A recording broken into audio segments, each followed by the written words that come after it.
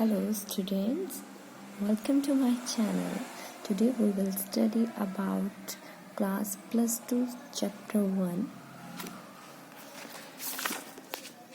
This is a chapter 1 introduction. In this chapter we will read meaning of macroeconomics, how macroeconomics differs from microeconomics, scope and significance of macroeconomics. First is the meaning of macroeconomics. To know the meaning of macroeconomics, you have to know the meaning of economics. So what is the economics? Economics की चीज़ है? Economics ਹੁੰਦੀ ਕੀ ਚੀਜ਼ ਹੈ? ਅਰਥਸ਼ਾਸਤਰ ਹੈ ਨਾ। Economics ਨੂੰ ਆਪਾਂ ਕੀ ਕਹਿੰਦੇ ਆ? ਅਰਥਸ਼ਾਸਤਰ। Economics ਕੀ ਹੁੰਦੀ ਹੈ? ਅਰਥਸ਼ਾਸਤਰ। देखो इकनॉमिक्स है की चीज़। अगर आप एक सिंपली गल करिए इकनॉमिक्स की चीज़ होंदी है, देखो इकनॉमिक्स दे विच आपां की करदे? इकनॉमिक्स दे विच आपां स्टडी करदे हां। किस चीज़ की स्टडी करदे हां? आपां बिहेवियर की स्टडी करदे हां। किसी चीज़ के बिहेवियर की स्टडी करदे हां। इकनॉमिक्स की एक स्टडी कह सकते हैं आपां इहनूं, है ना, जिहदे विच एक बिहेवियर नूं की कीता जांदा, स्टडी कीता जांदा। बिहेवियर किस चीज़ के बिहेवियर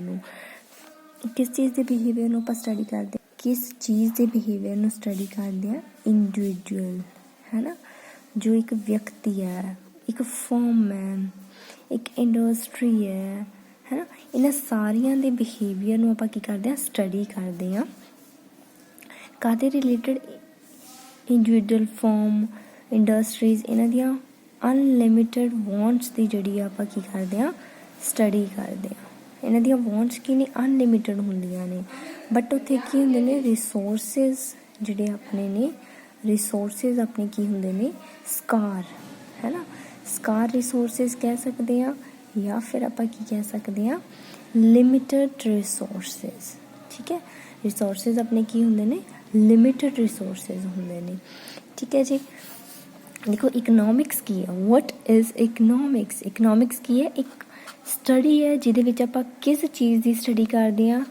बिहेवियर की स्टडी करते हैं, एक व्यक्ति दे, एक फर्म दे, एक इंडस्ट्री दे, जिथे की है उन्हां दी वॉन्ट्स ने जिहड़ियां वो अनलिमिटेड हुंदियां ने, बट अपने कोले जिहड़े रिसोर्सिस ने वो की हुंदे ने? लिमिटेड हुंदे ने, स्कार रिसोर्सिस हुंदे ने।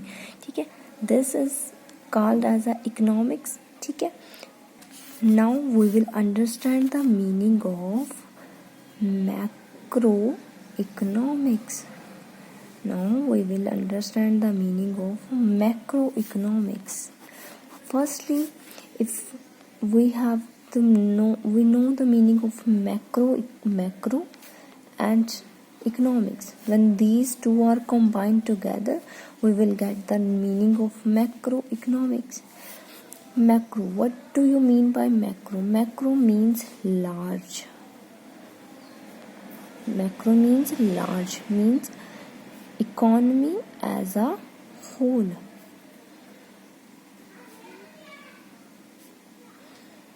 Economy as a whole. ठीक है जी। मैक्रो का मीनिंग की है? Large, means economy as a whole. और इकनॉमिक्स का मीनिंग अपन ने समझ ही लिया। इकनॉमिक्स की है? एक स्टडी है, एक बिहेवियर है, जिथे कि आप स्टडी करते हैं इंडिविजुअल वॉन्ट्स नूं। इंडिविजुअल दियां जिहड़ियां अनलिमिटेड वॉन्ट्स ने, बट उन्हां दे जिहड़े रिसोर्सिस ने वो की ने? स्कार रिसोर्सिस ने। ठीक है बच्चे, इकनॉमिक्स की आप स्टडी कर ली, मैक्रो बारे देख लिया। देखो ये आप मीनिंग देख लिया की चीज़ है book they which. The term macro in English has its origin in the Greek term macros which मीनस large. ठीक है, ये ग्रीक शब्द है जिहड़ा ग्रीक भाषा के शब्द मक्रोज तो लिया गया, जिसका मीनिंग की है? Large. Large means economy as a whole. Large का की मतलब है? Economy as a whole. देखो इतनी एक डेफिनेशन दी गई है। Macro economics is defined as that branch of economics which studies economic issues और economic problem at the level of economy as a whole. ठीक है, मैक्रो इकनॉमिक्स की चीज़ है जिथे आप स्टडी करते हैं इकनॉमिक्स के इश्यूज और प्रॉब्लम्स की related to the level of economy as a whole level के जिथे आप स्टडी करते हैं। ठीक है जी। Similarly we check the meaning of macro. Macro means large economy as a whole. Macro plus economics, economics ਆਪਾਂ ਦੇਖ ਚੁੱਕੇ ਹਾਂ, ਤਾਂ ਆਪਾਂ ਕੀ ਕਰ ਸਕਦੇ ਹਾਂ, मैक्रो इकोनॉमिक्स की चीज़ है, मैक्रो इकोनॉमिक्स की चीज़ है। देखो बच्चे, macro economics is the study, है ना, स्टडी किस चीज़ की आप स्टडी करते हैं, बिहेवियर, बिहेवियर किस दा बिहेवियर आप सर्च करते हैं, पूरी दी पूरी होल इकोनमी दा, है ना, बिकॉज आप गल कर रहे हैं मैक्रो दी, ना कि माइक्रो दी, ठीक है। होल इकोनमी दी आप बिहेवियर नू सर्च करते हैं, जिथे की है होल इकोनमी दियां की होंदियां ने, अनलिमिटेड वांट्स होंदियां ने, ठीक है जी, अनलिमिटेड वांट्स होंदियां ने, बट रिसोर्सिस आर, रिसोर्सिस अपने की होंदे ने, लिमिटेड होंदे ने, और आप की कह सकते हैं स्कार रिसोर्सिस होंदे हैं, ठीक है बच्चे। ਜਦੋਂ मैक्रो इकोनॉमिक्स की गल की जाती है तो आप किस लैवल की गल कर रहे हैं, नैशनल लैवल की गल कर रहे हैं, ठीक है बच्चे, नैशनल लैवल की गल कर रहे हैं। मैक्रो का मीनिंग हो गया। हुण आप देखते हैं माइक्रो इकोनॉमिक्स, माइक्रो इकोनॉमिक्स भी देखो की ये चीज़ है। माइक्रो इकोनॉमिक्स की होंदी है अपनी स्मॉल, ठीक है, जी छोटे लैवल से की जाती है, जिथे कि आप गल करते हैं किस दे बिहेवियर की, आप सिर्फ एक इंडिविजुअल के बिहेवियर की गल करते हैं। देखो सारी डेफिनेशन सेम आएगी, सिर्फ फर्क कितने पाएगा, इतने की हो जाएगा बिहेवियर किदा आप सर्च करांगे, सिर्फ और सिर्फ एक व्यक्ति का, एक फॉर्म का, एक इंडस्ट्री का। बट जो आप मैक्रो की गल करते हैं तो उत्थे आप किदे बिहेवियर की स्टडी करते हैं, आप होल इकोनमी की बिहेवियर की स्टडी करते हैं। This is the minor difference between the definition of micro and macro economics. Is it clear students? Now we will go through the difference between microeconomics and macroeconomics, ठीक है। हुण आप check करांगे कि इन्हां दोनों दे विच बेसिक डिफरेंसिस की ने। बेसिस ऑफ स्टडी देखो, माइक्रो इकोनॉमिक्स दे विच जिहड़ियां प्रॉब्लम्स ने वो किस लैवल ते स्टडी कीतियां जांदियां ने, एक इंडिविजुअल लैवल ते, एक हाउस होल्ड लैवल ते, एक फॉर्म लैवल ते, एक इंडस्ट्री लैवल ते, ठीक है। मैक्रो इकोनॉमिक्स दे विच किहड़ियां प्रॉब्लम्स नूं आपां स्टडी करदे हां, जिहड़ियां economy as a whole level ते जिहड़ियां भी आपां नूं प्रॉब्लम्स होंदियां ने, आपां उहनां नूं स्टडी करदे हां, ठीक है जी। Economic variables, micro economics uses micro economic variable, ठीक है। माइक्रो दे विच किहड़े वेरीएबल यूज़ किए जाते हैं, माइक्रो इकोनॉमिक के वेरीएबल, जिवें कि कंज्यूमर की डिमांड, सिर्फ एक व्यक्ति की डिमांड, है ना, producer supply. But in case of macro economics आप कादी स्टडी करते हैं, वेरीएबल्स की, किहड़े वेरीएबल्स की, मैक्रो इकोनॉमिक्स वेरीएबल्स की, जिवें कि एग्रीगेट डिमांड हो गया, एग्रीगेट सप्लाई होगी।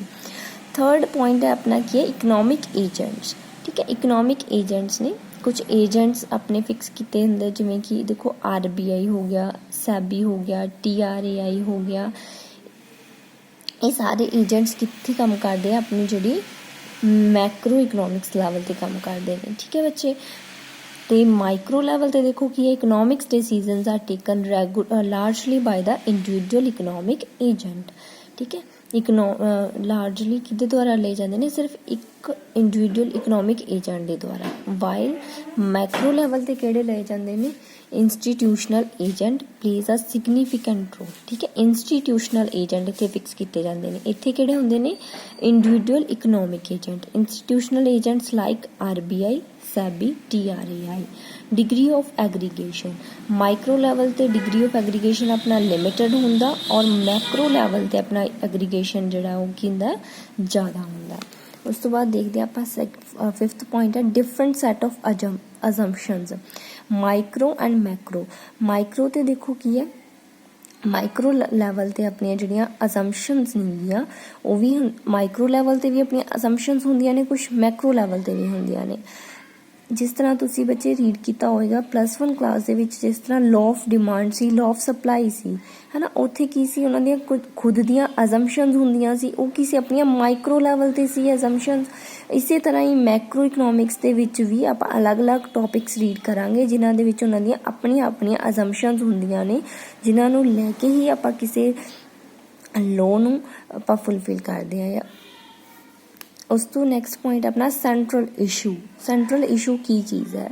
ਕਹਿੰਦੇ ਜਿਹੜਾ ਮਾਈਕਰੋ ਇਕਨੋਮਿਕਸ ਦੀ ਗੱਲ ਕਰਦੇ ਤੁਹਾਨੂੰ ਮੇਨ ਪ੍ਰੋਬਲਮ ਕਾਹਦੀ ਆਉਂਦੀ ਹੈ, ਐਲੋਕੇਸ਼ਨ ਆਫ ਰਿਸੋਰਸਿਸ। ਬਿਕੋਜ਼ ਆਪਾਂ ਹੁਣੇ ਇਹ ਚੀਜ਼ ਰੀਡ ਕੀਤੀ ਹੈ ਕਿ ਜਿਹੜੇ ਆਪਣੇ ਰਿਸੋਰਸਿਸ ਨੇ ਉਹ ਕੀ ਨੇ, ਆਪਣੇ ਕੋਲੇ ਲਿਮਿਟਡ ਨੇ, ਸਕਾਰ ਰਿਸੋਰਸਿਸ ਨੇ। ਤਾਂ ਐਲੋਕੇਸ਼ਨ ਆਫ ਰਿਸੋਰਸਿਸ, ਉਹਨਾਂ ਰਿਸੋਰਸਿਸ ਨੂੰ ਐਲੋਕੇਟ ਕਰਨਾ ਆਪਣੇ ਲਈ ਕੀ ਹੁੰਦਾ, ਡਿਫਿਕਲਟ ਹੁੰਦਾ। ਇਹ ਮੇਨ ਪ੍ਰੋਬਲਮ ਆਪਾਂ ਨੂੰ ਕਿੱਥੇ ਆਉਂਦੀ ਹੈ, ਮਾਈਕਰੋ ਇਕਨੋਮਿਕਸ ਦੇ ਵਿੱਚ। But in case of Macro economics the main issue is that determination of the overall level of output. Next अपना है method of study. Method of study in macroeconomics is often described as a general equilibrium analysis. On the other hand, method of study in microeconomics is often described as partial equilibrium analysis. ठीक है बच्चे, ਇਹ studies ਨੇ ਜਿਹੜੀਆਂ ਇਹ techniques use ਕੀਤੀਆਂ ਜਾਂਦੀਆਂ ਨੇ ਆਪਣੀਆਂ ਮਾਈਕਰੋ ਔਰ ਮੈਕਰੋ ਦੀ ਸਟੱਡੀ ਕਰਨ ਦੇ ਲਈ। ਨੈਕਸਟ ਪੁਆਇੰਟ ਆਪਣਾ ਹੈ ਮਾਈਕਰੋ ਮੈਕਰੋ ਪੈਰਾਡੋਕਸ ਆਪਣਾ ਕੀ ਕਹਿੰਦਾ ਹੈ, ਇਹ ਕਹਿੰਦਾ ਹੈ ਕਿ what is logical at the micro level may not be logical at the macro level। ਕਹਿੰਦੇ ਜੋ ਚੀਜ਼ ਮਾਈਕਰੋ ਲੈਵਲ ਤੇ ਸਹੀ ਹੈ ਉਹ ਮੈਕਰੋ ਲੈਵਲ ਤੇ ਸਹੀ ਨਹੀਂ ਹੋ ਸਕਦੀ। ਇਹਦੇ ਲਈ ਆਪਾਂ ਇੱਕ ਛੋਟਾ ਜਿਹਾ ਐਗਜ਼ਾਮਪਲ ਲੈਂਦੇ ਹਾਂ। ਕਹਿੰਦੇ if an individual saves more he adds to his future prosperity। ਕਹਿੰਦੇ ਅਗਰ ਇੱਕ ਵਿਅਕਤੀ ਪੈਸਾ ਸੇਵ ਕਰ ਰਿਹਾ ਤਾਂ ਉਹ ਆਪਣੇ ਫਿਊਚਰ ਨੂੰ ਸਿਕਿਉਰ ਕਰ ਰਿਹਾ, which is definitely a very good thing, but this is good only at a micro level in the sense when a individual saves, है ना। ਜਦੋਂ ਇੱਕ ਵਿਅਕਤੀ ਸੇਵ ਕਰ ਰਿਹਾ ਉਸ ਟਾਈਮ ਤੇ ਆਪਣਾ ਕੀ ਹੈ, ਇਹ ਚੀਜ਼ ਬਿਲਕੁਲ ਸਹੀ ਹੈ। ਬਟ ਅਗਰ ਆਪਾਂ ਇੱਕ एग्जाम्पल ले रहे हैं, अगर पूरी ਦੀ पूरी इकोनमी होल इकोनमी पैसे ਨੂੰ ਸੇਵ ਕਰਨ ਲੱਗ ਜਾਏਗੀ ਦੈਨ ਕੀ ਆਪਣੀ ਇਕਨੋਮੀ ਦੇ ਵਿੱਚ ਇਨਵੈਸਟ ਹੋਏਗਾ? ਆਪਣੀ ਇਕਨੋਮੀ ਦੇ ਵਿੱਚ ਇਨਵੈਸਟਮੈਂਟ ਹੀ ਨਹੀਂ ਹੋਏਗੀ, ਆਪਣੀ ਇਕਨੋਮੀ ਦੇ ਵਿੱਚ ਕੋਈ ਇਨਵੈਸਟ ਹੀ ਨਹੀਂ ਕਰੇਗਾ, ਹੈ ਨਾ। ਤਾਂ ਇਸੇ ਲਈ ਕਹਿੰਦੇ ਨੇ ਕਿ ਜੋ ਚੀਜ਼ ਮਾਈਕਰੋ ਲੈਵਲ ਤੇ ਲੌਜੀਕਲ ਹੈ, ਸਹੀ ਹੈ, ਉਹ ਮੈਕਰੋ ਲੈਵਲ ਤੇ ਸਹੀ ਨਹੀਂ ਹੋ ਸਕਦੀ।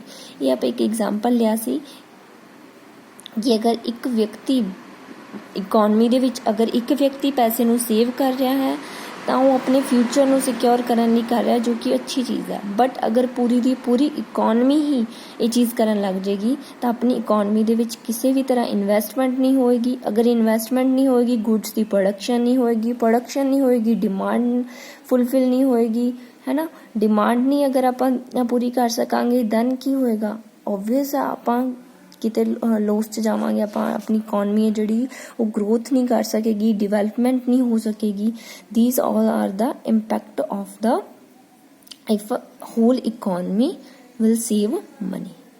This is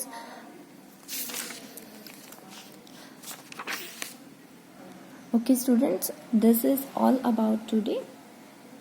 Please like, share and subscribe my channel. Bye bye.